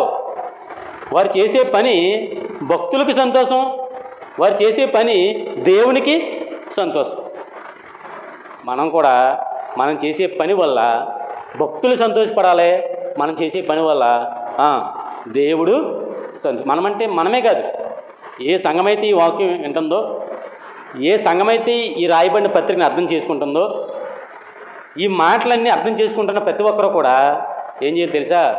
దేవుడు సంతోషించే విధంగా తమ క్రియల్ని కనపరచాలి. దేవుడు సంతోషించే పనులు చేయాలి. ఈ లోకంలో ఏ పని చేసినా దేవుడు సంతోషిస్తాడో సంతోషించడో వేరే విషయం. నువ్వు 1 కోటి రూపాయలు పట్టుకొచ్చి మందిరానికి ఇచ్చినా, నువ్వు 1,00,000 రూపాయలు పట్టుకొచ్చి సేవడికి ఇచ్చినా దేవుడు సంతోషిస్తాడో లేదో తెలియదు. కానీ నువ్వు స్వార్థ పనిలో ఉంటే దేవుడు సంతోషిస్తాడు ఖచ్చితంగా. ఎందుకంటే ఆయన మెయిన్ థీమ్ అది. యేసుక్రీస్తు వారి యొక్క ముఖ్య ఉద్దేశం ఏంటి ఈ లోకానికి రావడంలో? ఏంటి? సువార్త. సువార్త అంటే ప్రాణమైనకి. సువార్త చేసేవారంటే ప్రాణమైనకి. అదే విషయాన్ని అలవర్చుకున్నాడు పౌలు గారు. సువార్త అంటే ప్రాణమైనకి పౌలు గారికి. సువార్త చేసేవారంటే ప్రాణమైనకి. సంతోషం వారిని జ్ఞాపకం చేసుకుంటేనే సంతోషపడిపోతాడు. అబ్బా, ఫిలిప్పీలు ఎంత మంచి సంఘమో అది. ఫిలిప్పీల సంఘం ఎంత మంచి సంఘమో. నాతో పాటు సువార్త చేసి అలవాటు అయిపోయింది వాళ్ళకి సువార్త చేయడం. ఈ రోజుకి సువార్త మానలేదు వాళ్ళు. ఈ పత్రిక అంతా కూడా మ్యాక్సిమం సువార్త చుట్టూనే తిరుగుతుందండి. ఈ పత్రిక అంతా కూడా మ్యాక్సిమం సువార్త చుట్టూనే తిరుగుతుంది. మనం చూద్దాం, చూడండి. ఎల్లప్పుడూ సంతోషంతో ప్రార్థించుచు నేను మిమ్మల్ని జ్ఞాపకం చేసుకున్నప్పుడల్లా దేవుణ్ణి అడగడం కాదు, ప్రభువా నీకు స్తోత్రం ప్రభువా, ఎంత మంచి సంఘాన్ని ఏర్పరచుకున్నావు ప్రభువా, దేవా నీకు కృతజ్ఞతాస్తుతులు చెల్లిస్తున్నాను ప్రభువా. ఫిలిప్పీల సంఘాన్ని బట్టి ఫిలిప్పీల సంఘం అన్ని ఆయన మామూలు జనరల్గా ఏ భక్తుడైనా ప్రార్థన చేసుకుంటుంటే తన ఆధీనంలో ఉన్న సంఘాలన్నిటి కోసం ప్రార్థన చేస్తాడు. పౌలు గారు కూడా తను ఏర్పాటు చేసిన ప్రతి సంఘం కోసం ఇప్పుడు ఏం చేస్తున్నాడు? గలతీ సంఘాన్ని కాచి కాపాడండి ప్రభా, గలతీ సంఘంలో విశ్వాసం లేపండి, గలతీ సంఘంలో సత్క్రియలు చేసేవాళ్ళని లేపండి, ఎఫ్సీ సంఘాన్ని జ్ఞాపకం చేసుకుని ప్రభా, ఎఫ్సీ సంఘంలో మరి కొన్ని జరగరాని కార్యాలు జరుగుతున్నాయి, వారు సరిచేయ ప్రభా, ఎఫ్సీ సంఘంలో అది బలహీనపడుతుంది, దాన్ని కాపాడు ప్రభా, అలా మాట్లాడుతున్నాడు. ఇప్పుడు ఫిలిప్పీ సంఘం వచ్చేసరికి ఫిలిప్పీ సంఘాన్ని జ్ఞాపకం చేసుకో ప్రభువా, ఫిలిప్పీ సంఘం ఎంత బాగుందో ప్రభువా, ఫిలిప్పీ సంఘం నీ నడవడికలో నడుస్తుంది ప్రభువా, నేను ఆజ్ఞాపించింది చేస్తుంది ప్రభువా, నా యందు వారు చూసినదే వారు నేర్చుకున్నదే వారు కొనసాగిస్తున్నారు ప్రభువా అని ఆయన దేవునికి కృతజ్ఞతాస్తుతులు చెల్లిస్తున్నాడంట. కృతజ్ఞతాస్తుతులు చెల్లించున్నాను. 7వ వచనం, నా బంధకములు యందు నేను సువార్త పక్షమున వాదించుట యందును దానిని స్థిరపరచుట యందును మీరందరూ ఈ కృపలో నాతో కూడా పాలివారై ఉన్నారు గనుక నేను మిమ్మల్ని నా హృదయంలో నా మనసులో ఉంచుకున్నాను. చాలామంది హృదయాల్లో ఉంటారు. గమనించండి బాగా. కొంతమంది హృదయాల్లో చోటు ఉండదు. కొంతమందికి చోటు ఉండదు. ఎవరికి వారి హృదయాల్లో చోటిస్తారంటే వారికి ఇష్టమైన కార్యాలు చేసే వారికి, వారి కష్టాల్లో ఉన్నప్పుడు వారిని ఆదరించిన వారిని, వారి ఇబ్బందుల్లో ఉన్నప్పుడు వారిని దరిచేర్చుకున్న వారిని వారి హృదయాల్లో ఉంచుకుంటారు. అలాగే తన ఇష్టాలను నెరవేర్చే వారిని తమ హృదయాల్లో ఉంచుకుంటారు. ఇక్కడ పౌలు గారు ఈ సంఘమంతటిని తన హృదయంలో ఉంచుకున్నాడు. నేను మిమ్మల్ని నా హృదయంలో ఉంచుకొని ఉన్నాను అని అంటున్నాడంటే ఎందుకు ఉంచుకున్నాడో అంటే పై వచనం చెప్తున్నాడు, నా బంధకములు యందును నేను సువార్త పక్షమున వాదించుడు యందును దానిని స్థిరపరచుడు యందును మీరందరూ ఈ కృపలో నాతో కూడా పాలివారు. మీరేంటంట వింటున్నారా? ముగించేనా? వింటున్నారా? మీరేంటి తెలుసా? మీరు నా హృదయంలో ఎదుగున్నారో తెలుసా? నేను సువార్త పక్షమున వాదిస్తుంటే మీరు నా పక్కన నిలబడ్డారు తెలుసా? నేను సువార్త పక్షాన వాదించి దాన్ని స్థిరపరుస్తుంటే నాకు సహకారం చేస్తున్నారు మీరు. ఆయన సువార్త పక్షాన వాదిస్తూ సువార్తను స్థిరపరుస్తూ అనేక మంది విశ్వాసుల్ని దేవుని వైపు నడిపిస్తున్న క్రమంలో వెన్నంటి ఉన్నారంట. ఎవరో? ఫిలిప్పీయులు వెన్నంటి ఉన్నారు. ఏ శ్రమ వచ్చి, ఎన్ని శ్రమలు వచ్చినా, ఎన్ని ఇబ్బందులు వచ్చినా, ఎన్ని మాటలు వచ్చినా, ఎవడో వచ్చాడు పౌలు, ఏదో పిచ్చి పిచ్చి మాటలు మాట్లాడుతున్నాడో, అదేదో వాగుతున్నాడు, అందరినీ ఏదో అంటున్నాడో, అది తప్పు అంటున్నాడు, ఇది తప్పు అంటున్నాడో అంటే మీకులాగా పౌలు గారిని విడిచిపెట్టేసిన వాళ్ళు కాదల్లో. మనకెందుకన్నా ఇవన్నీ? పౌలన్న మనకెందుకు ఇవన్నీ? అయినా నువ్వు ఇలాంటి మాట్లాడితే నేను కూడా రాను, మాకు ఇబ్బందిగా ఉంటుంది లోకంలో, అయినా నీకెందుకు ఈ విషయాలన్నీ? ఏదో నీ వాక్యం నువ్వు చెప్పుకోలేకోకుండా నీకెందుకు ఈ వాదనలన్నీ అని అనలేదంటాళ్ళు. ఏమన్నారు? నీకెందుకన్నా ఈ వాదనలన్నీ అని అనలేదంట. వాదిస్తుంటే అన్న నీకెందుకు, నువ్వు మాట్లాడే ఉన్నా వెనకాల, నువ్వు మాట్లాడి నీకెందుకు? ఫిలిప్పి ప్రాంతం అది తన సొంత ప్రాంతం కాదు అది.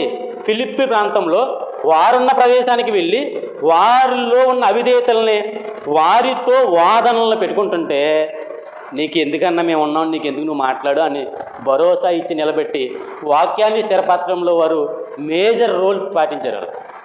ప్రధానమైన పాత్రనే పోషించారు. మనకు భయం, మనకేంటి భయం, నువ్వు ఇలా మాట్లాడకుండా ఉండాల్సింది, నువ్వు వారి గురించి మాట్లాడొద్దు, వీళ్ళ గురించి మాట్లాడొద్దు అని నాకు చాలా నొక్కుళ్ళు, నాకు చాలా ఒత్తుళ్ళు. ఎందుకని మరి ఈయనకి లేవి నొత్తుళ్ళు? తన ప్రాంతం కాకపోయినా, తన సంఘం కాకపోయినా వెనకుండి వారు ఏం చేస్తారంటే నువ్వు మాట్లాడన్నా, నీకు ఎందుకు మాట్లాడేది రైటే, నువ్వు మాట్లాడేది రైటే, సపోర్ట్ చేస్తున్నారు. అలాంటి వాళ్ళని హృదయంలో ఉంచుకోకపోతే ఎక్కడ ఉంచుకుంటాడు? అదే చెప్తున్నాడు, మీరందరూ సువార్త పక్షమున వాదిస్తుంటే దాన్ని స్థిరపరుస్తుంటే మీరందరూ నాతో పాలువారే ఉన్నారు. వాదనలో పాలు భాగం ఉందే, స్థిరపరచడంలో పాలు భాగం ఉందే, మీరు నా హృదయంలో ఉన్నారని చెప్పాడు. ఏమన్నాడు? మీరు నా హృదయంలో ఉన్నారో. తర్వాత ఇందుచేత మిమ్మల్ని అందరిని గూర్చి ఇలాగూ భావించుట నాకు ధర్మమే, నాకు సంతోషమే, ఇలా భావించడం ధర్మమే. క్రీస్తు యేసు యొక్క దయారసను బట్టి మీ అందరి మీద నేను ఎంత అపేక్ష కలిగి ఉన్నానో దేవుడే నాకు సాక్షి. మీరంటే నాకు చాలా ఇష్టమర్రా అంటున్నాడు. మీరంటే నాకు చాలా ఇష్టం. అపేక్ష, కోరిక, ఇష్టంతో కూడుకున్న కోరిక. ఎందుకని? ఇష్టం ఎప్పుడైనా చూడాలనుకుంటాం. ఇష్టం లేని ముఖం చూడబుద్దవుద్దా? ఇష్టం లేదు. నీడిగాడంటే ముఖం తెలియదు, ఇష్టం లేదు. అలా ముఖం చూడబుద్దవుద్ది కనీసం మనకి చూడబుద్దావు. ఇష్టం కలిగిన వారిని ముఖాన్ని ప్రతిసారి చూడాలనిపిస్తుంది. పౌలు గారు వీళ్ళని కూడా నేను చూస్తాను, నేను వస్తానని చెప్తాడు వీళ్ళతోటి. చూద్దాం ఏమన్నాడో, దేవుడే నాకు సాక్షి. మీరు శ్రేష్టమైన కార్యములను వివేచింపగలవారొకటకు మీ ప్రేమ తెలివితోనూ సకల విధములైన అనుభవ జ్ఞానముతోనూ కూడినదై అంతకంతకు అభివృద్ధి పొందవలెనని ఇందువలన దేవునికి మహిమయు స్తోత్రము కలుగునట్లు మీరు యేసుక్రీస్తు వలనైన నీతి ఫలములతో నిండుకుని వారే క్రీస్తు దినమునకు నిష్కపటులను నిర్దోషులు కావాలనని ప్రార్థిస్తున్నాను. యేసుక్రీస్తు దినం వరకు మీరు ఎలా ఉండాలి తెలుసా? మీ ప్రేమను చూపించాలి. మీరేం చేయాలి? మీ ప్రేమను చూపించాలి. మీ ప్రేమ ఎలా ఉండాలంటే తెలివితో కూడిన ప్రేమ ఉండాలి. అజ్ఞాన ప్రేమలు ఉంటాయి, జ్ఞానవంతమైన ప్రేమలో ఉంటాయి. తెలివి కలిగి ప్రేమించాలి. కొంతమంది కపటం కలిగి ప్రేమిస్తారు, కపట ప్రేమ కాదు కావాల్సింది, తెలివితో కూడిన ప్రేమ, సమస్త విధములైన అనుభవ జ్ఞానంతో కూడిందే ఉండాలి. అనుభవ జ్ఞానం అంటే వాక్య సంబంధమైన జ్ఞానంతో కలిగి ఉండాలి. అంతకంతకు అభివృద్ధి పొందాలి. ఇందు నిమిత్తం దేవునికి స్తోత్రం కలగాలి. మీరు నిర్దోషులు అయ్యే ఉండాలి, నిష్కపట్లు అయ్యి ఉండాలి అని నేను మీకోసం ప్రార్థన చేస్తాను. సంతోషంతో కూడిన ప్రార్థన, అంతేనా? ఆనందంతో కూడిన విజ్ఞాపన. ఎవరి నిమిత్తం? ఫిలిప్పీల నిమిత్తం. ఇక నాలుగో విషయం చాలా ఇంపార్టెంట్ విషయం. ఈ నాలుగో విషయం 12 నుంచి సుమారుగా 30 వచనాల వరకు, 12 నుంచి 30 వచనాల వరకు ఏంటి చెప్పాలనుకుంటారంటే సువార్త నిమిత్తం. ఒకటే క్యాపిటల్ వర్డ్ ఏంటంటే, మేజర్ వర్డ్ ఏంటంటే సువార్త నిమిత్తం. ఎక్కడి నుంచి ఎక్కడి దాకా? 12 నుంచి 30 వచనం వరకు సువార్త విషయమైన హితబోధ చేస్తాడు. ఇందులో ఈ 4వ దాంట్లో 8 భాగాలు చేశాడు. మళ్ళీ 4వ దాన్ని 8 భాగాలు. మొదటిది రోమా సైన్యం. చూడండి, చదువుతాను. ఒకటి, సహోదరులారా, చాలా బాగా నాకు ఇక్కడి నుంచి ముగిస్తాను, కరెక్ట్గా 9 గంటలు ముగిస్తాను, పాఠం అవ్వకపోయినా ముగించేస్తాను. సహోదరులారా, నాకు సంభవించినవి సువార్త మరి ఎక్కువగా ప్రబలమగుటకే సమకూడినని మీరు తెలుసుకొనగోరుచున్నాను. నాకు ఇబ్బంది కలిగింది. నేను జైల్లో ఉంచబడ్డాను, నేను వాడలో బంధించబడి నడిపించబడ్డాను. నాకు ఏది సంభవించినా సరే మీరు ఏమనుకుంటున్నారో? పౌలన్న కష్టం వచ్చింది, పౌలన్న జైల్లో ఉన్నాడో, పౌలన్న వాళ్ళలో ఉన్నాడో, ఎంత కష్టం వచ్చిందో సువార్త ఆగిపోతుంది అని అనుకోకండి. నాకు ఈ సంభవించేవన్నీ కూడా ఇంకా ఎక్కువగా సువార్త ప్రబలడానికే కానీ మరి దేనికోసమో కాదు. సువార్త ఎక్కువగా ప్రబలడానికే అంటే అర్థం ఏంటి చెప్పండి. ఇప్పుడు ఫిలిప్పీలో దేవుని పరిచయం చేసి తర్వాత జైల్లో వేయబడ్డాడు. జైల్లో వేయబడిన తర్వాత ఎందుకు జైల్లో వేయబడ్డాడా? ఏదో తప్పు చేసాడేమో జైల్లో పెట్టేశాడు దేవుడు అనుకోకండి. జైల్లో ఉన్న వారిని మార్చడానికే. జైల్లో ఎన్నో ప్రాంతాలకు సంబంధించిన దొంగలు ఉన్నారండి, ఎన్నో ప్రాంతాలకు సంబంధించిన నేరగాళ్ళు ఉన్నారండి. ఇప్పుడు వీళ్ళందరినీ మార్చాలి. ఇక్కడ అర్థమవుతుందా? ఊళ్ళో తిరిగితే ఎలా కుదురుతుంది? ఈయన జైల్లో వేసారని బాధపడుతున్నారా? బాధపడకండి. ఇది సువార్త ప్రబలడానికే కానీ మరి దేనికి కాదు. జైల్లో ఉన్న రకరకాల ప్రాంతాల నుంచి వచ్చిన వారందరికీ మారు మనసు కావాలి, వారికి సువార్త అందించబడాలి. జైలు అధికారికి సువార్త అందించబడాలి, అతను మారాలి. జైలు అధికారిని బట్టి తన ఇంటి వారు రక్షణ పొందాలి, తన ఇంటి వారిని బట్టి వారింటి వారు బంధువులు మారు మనసు పొందాలి. ఇవన్నీ జరగాలంటే పౌలు గారు ఎక్కడికి వెళ్ళాలి? జైలుకి వెళ్ళాలి. ఈజీ. పౌలు గారు జైలుకి వెళ్ళాలని బాధపడుతున్నారు అందరూ. కాదు, జైలుకి వెళ్ళడానికి బాధపడకండి. నేను జైలుకి వెళ్ళడం బట్టి సువార్త వ్యాప్తి చెందుతుంది. సువార్త వ్యాప్తి. నేను ఒక్కడిని జైలుకి వెళ్తే సువార్త ఎన్ని ప్రాంతాలకు వెళ్ళిపోతుందో తెలుసా అని చెప్తున్నాడు పౌలు గారు. అర్థమవుతుందా? నేను ఒక్కడిని జైలుకి వెళ్ళడం వల్ల సువార్త ఎన్ని ప్రాంతాలకు వెళ్ళిపోతుందో తెలుసా? చుట్టుపక్కల ఉన్న పట్టణాలన్నింటిలో ఉన్న నేరగాళ్ళందరూ ఎక్కడున్నారు? ఇప్పుడు జైల్లో ఉన్నారు. జైల్లో ఉన్న వీరికి వాక్యం చెప్పి మారు మనసు కలగజేస్తే వీరే ఆయా ప్రాంతాలకు వెళ్ళి దేవుని వాక్యాన్ని చెబుతారు. అర్థమవుతుందా? పౌలు గారు అన్ని ప్రాంతాలకు వెళ్ళక్కర్లేదు, జైలుకి వెళ్తే సువార్త బాగా వ్యాప్తి చెంది. అందుకే ఎక్కడికి వెళ్ళినా సరే పౌలు గారు ఎవరో ఒకరిని మార్చడమే వారికి మారు మనసు కలిగజేయాలని ఇక్కడ కూడా అంటాడు. సువార్త ప్రబలమగుటకి సమకూడినని మీరు తెలుసుకొనగోరుచున్నాను. ఏల అనగాని ఇక్కడ ఒక పిన్ పాయింట్ చెప్పాడు. ఈ పాయింట్ మీరు గమనించండి. ఏంటంటే ఏల అనగా నా బంధకములు క్రీస్తు నిమిత్తమే కలిగినవని. బాగా గమనించండి. ఈ వచనం ముగిస్తాను. ఈ వచనం చెప్పి ఏల అనగా నా బంధకములు క్రీస్తు నిమిత్తమే కలిగినవని ప్రేతోర్యమును సేనలోని వారికి అందరికీ తక్కిన వారికి అందరికీ సృష్టమాయెను. అర్థమవుతుందా? ఏమర్థమవుతుంది? జైల్లో ఉన్న నేరస్తులకే కాదు, ప్రేతోర్యం అనే కాలనీ ఉంది కదా, ఈ కాలనీకి అప్పగించాడు. ఇంతకే ఎవరిని? పౌలు గారిని అనుకోండి. పౌలు గారిని కాలనీలో జైల్లో పెట్టారు, లేకపోతే మంచోడు ఇతను మీ ఇంట్లో ఉంచనే పెట్టాడు. సిపాయిలు అందరూ అతన్ని వస్తున్నారు, పరామర్శిస్తున్నారు, చేస్తున్నారు. ఇప్పుడు ప్రేతోర్యం అనే సేన అంటారు దాన్ని, సిపాయిల సేన. ఈ ప్రేతోర్యమైన సేనకి ఏమర్థమైంది తెలుసా? ఏమర్థమైందంటే ఈయన జైలుకి వెళ్ళడం బట్టి, ఆ ప్రేతోరియానికి వెళ్ళడం బట్టి, ఆ ప్రేతోరియం అనే సేనకి ఏమర్థమైందంటే ఇవన్నీ ఈయనకి ఎందుకు జరుగుతున్నాయంటే క్రీస్తు నిమిత్తమే. క్రీస్తు అనే ఒకడు ఉన్నాడో ఆయన బోధ నిమిత్తమే. మరి క్లారిటీ వస్తుంది, ఇతను ఏ తప్పు చేయలేదు, ఇతను ఎందుకు చెరసాల వేయబడ్డాడంటే క్రీస్తు నిమిత్తమే. క్రీస్తు ఎవరు అండ్ ఏంటి విషయం ఏంటి? పలానా బోధ. ఏంటని విషయం ఏంటి? పలానా విషయం. రాజుగారి సింహాసనం మీద కూర్చున్న రాజుగారిని మార్చేసే ప్రయత్నం చేశాడు పౌలు అన్న. ఖైదీలు ఊరుకుంటాడా? జైల్లో ఉన్న జైలర్ని ఊరుకుంటాడా?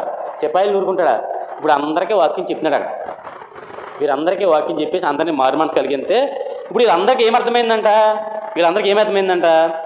ఈ బంధకాలన్నీ కూడా క్రీస్తు నిమిత్తమే కలిగాయని ఈ సేనలోని వారందరికీ, అలాగే మిగిలిన వారందరికీ కూడా ఏమైందంట? స్పష్టమైంది, అర్థమయ్యింది, తెలుసుకున్నారు. అంటే ఈ రక్షణ మార్గం కోసం ప్రయాసపడుతున్నాడు ఇతను, అందుకోసమే చెరసాల్లో ఇతను వేయబడ్డాడు అని అర్థమైందంట. మరియు సహోదరులైన వారిలో ఎక్కువ మంది నా బంధకముల మూలంగా ప్రభువునందు స్థిర విశ్వాసము గలవారే నిర్భయముగా దేవుని వాక్యము బోధించుటకు మరి విశేష ధైర్యం తెచ్చుకున్నారంట.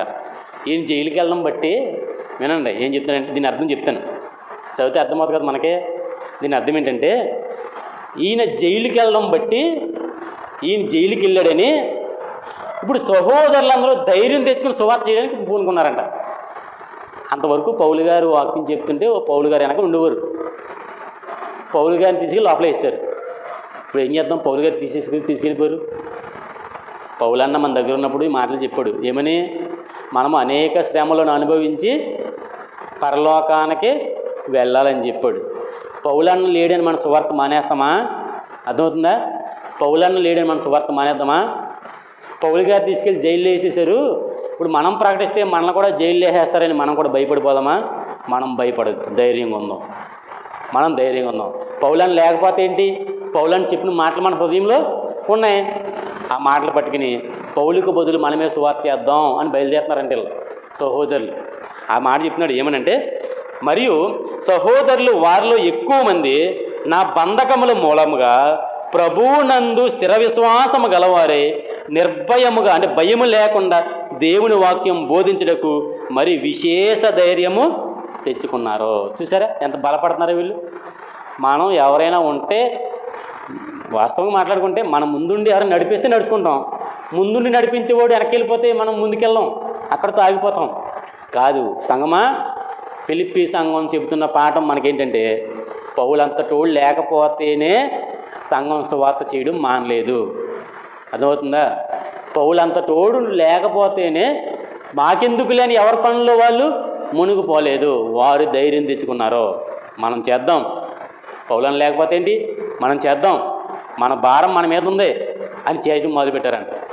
ఇప్పుడు గ్రూపులు ఏర్పడిపోయినాయి. ఎప్పుడైతే ఈ విధానం వచ్చిందో ఒక నాయకుడు కింద లేరో ఇప్పుడు గ్రూపిజం ఏర్పడిపోద్ది. ఇప్పుడు వీళ్ళు ఏం చేస్తారంటే కొందరు అసూయ చేత, కలహబుద్ధి చేత, మరికొందరు మంచి బుద్ధి చేత క్రీస్తును ప్రకటించుతున్నారు. అంటే అర్థం ఏంటంటే కొందరు ఏంటంటే అసూయ చేత వాళ్ళు చెప్తున్నారు, మనం చెప్పకపోతే మనము చేద్దాం. ఆ మధ్యకాలంలో మళ్ళీ నేను ఇలాగన్నాను, మళ్ళీ మీరు ఏమనుకోకండి, నేను ఎక్కడికి వెళ్ళను. ఆ మధ్యకాలంలో సువార్త చేస్తున్న మనల్ని చూసి మనం కూడా సువార్త చేద్దాం అని కొంతమంది సువార్తకి వెళ్ళేవారు. అది దేన్ని బట్టి? క్రీస్తు ప్రేమను బట్టి కాదు. దేన్ని బట్టి? అసూయ చేత. వారు చేయగలేదు, మనం చేస్తే ఏంటి? సహోదరుల్లో భేదాలు వచ్చేసి ఇప్పుడు ఏమైపోతున్నాయంటే అసూయలు ఏర్పడిపోయి ఏమన్నారంటే నలుగురు వెళ్ళారు సువార్తకి మేము వెళ్తాం, పౌలను లేకపోతే మేము వెళ్తాం అని వెళ్తుంటే వాళ్ళు వెళ్తున్నారు మనం వెళ్ళలేమా, వాళ్ళు పెద్ద మగుళ్ళ వెళ్తాకి మనం వెళ్ళలేమా అని వెళ్ళారు నీ పక్కే. ఇంకొకరు కలహబుద్ధి చేత వాళ్ళకి పడట్లేదు. చాలా సందర్భాల్లో సువార్త పనిలో ఉంటేనే పడవు, ఒకటొకటే. ఏ పని లేకపోతే అందరూ ఐక్యంగా ఉంటారు తెలుసా? ఏ పని లేకపోతే అందరూ భోజనాలు తినడం, సంతోషంగా ఉండడం, అన్నిట్లో ఐక్యంగా ఉంటారు. ఒక్క సువార్త చేసే సంఘంలోనే లోకలోకలు ఉంటాయి ఎక్కువ. సువార్త విషయంలోనే ఎన్నో అమరిక లేని విభాగాలు ఏర్పడిపోతాయి. ఇప్పుడు ఇక్కడ వీళ్ళు ఏం చేస్తున్నారంటే మరికొందరు దేని బట్టి అంటే కలహం వచ్చేసింది వాళ్ళు.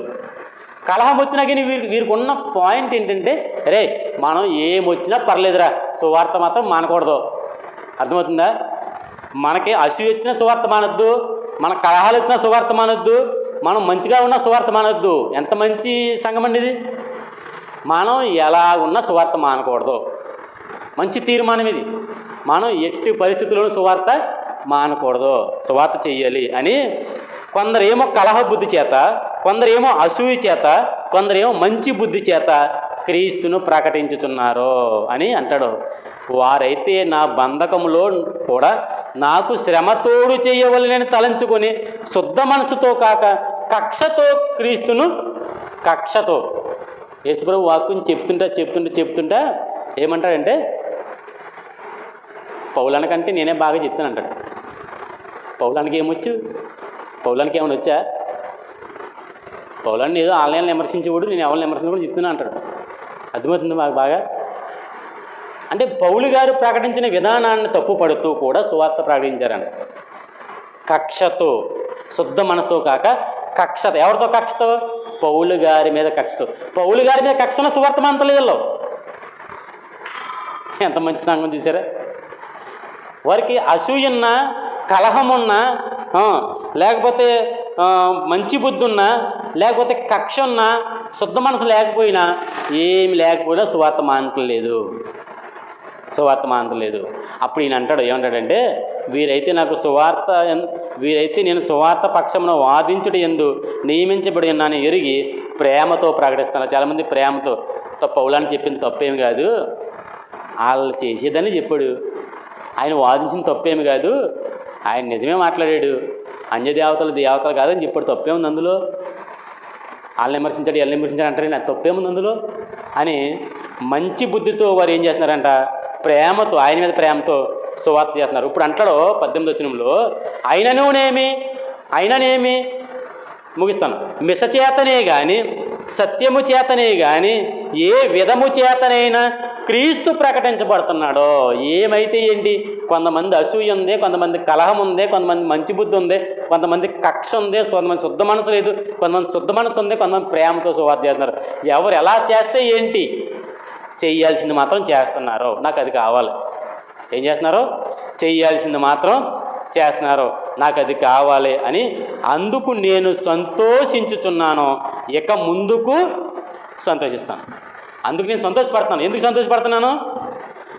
ఏ రకంగా అయితే సువార్త ప్రకటించబడుతుంది, నీకు నాకు పర్లేదనుకో, నేను వెళ్ళిపోతాను సువార్తకు, నువ్వు రాకలేదు, నేను అది కొనుక్కోండి ఇది కొనుక్కోండి బయలుదేరిపో, వెళ్ళు, పర్లేదు, సువార్త ఏ విధముగైనా సువార్త ప్రకటించబడాలి. సువార్త ఆగిపోవడానికి వీల్లేదు. అది మాత్రం పాయింట్. వారు నేర్చుకుంది ఒకటే, సువార్త ఆగిపోవడానికి వీల్లేదు. ఎవరు ఎలాంటి మనస్తత్వంతో ఉన్నా, ఎవరు ఒకరి మీద ఒక కక్షలున్నా, కక్ష అయితే ఉంది కానీ వారు ప్రకటించేది క్రీస్తు మాటే కదా. ఆయన అందుకే అంటాడు, ఏదైతే అయిందిలే, యేసుక్రీస్తుని మాత్రం ప్రకటిస్తున్నా సరిపోద్దు, దాన్ని బట్టి నేను సంతోషపడతాను అంటాడు. ఇది ఫిలిప్పీయులకు రాసిన పత్రిక 1వ అధ్యాయము 19 వరకు రాయబడిన మాటలు. ఇంకా చాలా విషయాలు ఉన్నాయి, ఇవన్నీ కూడా మనం శ్రద్ధగా ఆలోచన చేద్దాం ప్రభు చిత్తం అయితే. రైట్. చాలా